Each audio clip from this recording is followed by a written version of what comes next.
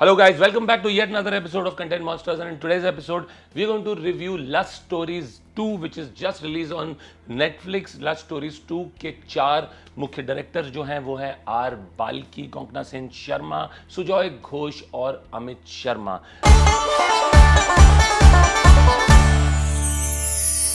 Lust stories 1 को काफ़ी decent response मिला था and this is just taking that franchise forward. But क्या लस्ट स्टोरीज 2 मैच अप कर पाती है to what was a fairly novel exercise when Lust Story season 1 released, और is it just an extension of a reasonably successful franchise for this OTT platform? Well, for starters, I think it's a fairly boring, flat and rudderless anthology. While you have such 4 prominent directors, there is no deep message that comes out from any of these 4 short films, unlike the previous one, where हर कहानी में कोई ना कोई एक message था. यहाँ पे बड़ा शैलो है ये चारों स्टोरीज.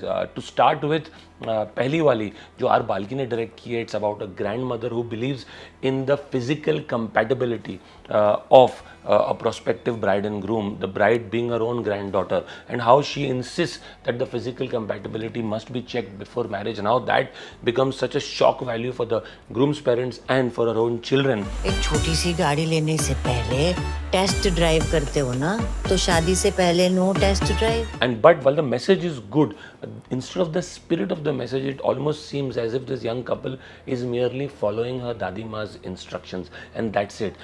Also जिस तरह से through out those 25-30 minutes of the film वो दादी माँ हर एक डिटेल में घुस जाती है फिजिकल कंपैटिबिलिटी के. It almost becomes a very loose discussion between a grandmother and her granddaughter instead of something much deeper, instead of bringing alive that core message which he mentions one कि अगर physical compatibility है couple में, it helps them tide over any other crisis that their marriage might face. Now if this was the broader message, it somewhere gets lost in translation, making it a very boring, flat, shallow film. The next film by Konkana Sen Sharma, which is about this independent woman who doesn't have a man in her life, who pleasures herself but also pleasures herself on seeing her maid indulging in physical relations with her husband. Fairly, I'd say, for want of a better word, quirky, crooked story.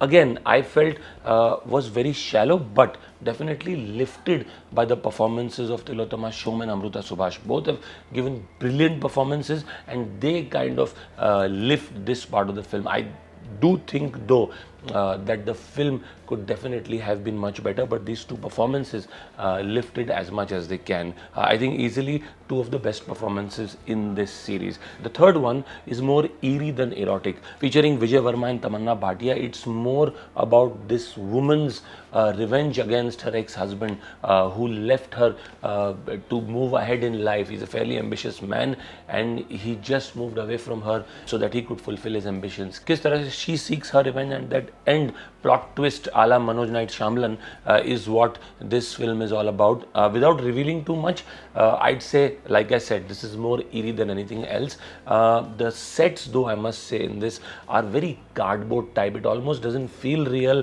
All the visuals in this film seem very cardboard type or like a Rohit Shetty set.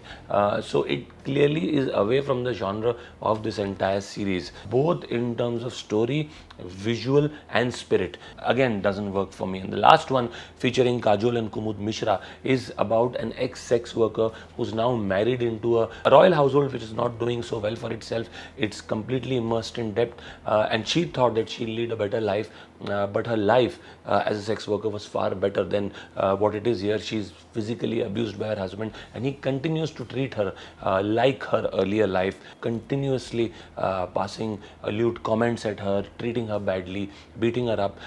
So it's more about the contrast of how she felt her life could have improved, how her life actually has improved according to the world, but in actuality it's actually worse than what it was earlier. Here again, Kajol puts up a brilliant performance. She clearly reminds you again why she's one of the finest actresses of our time, and Kumud Mishra is clearly evil incarnate. Brilliant performance.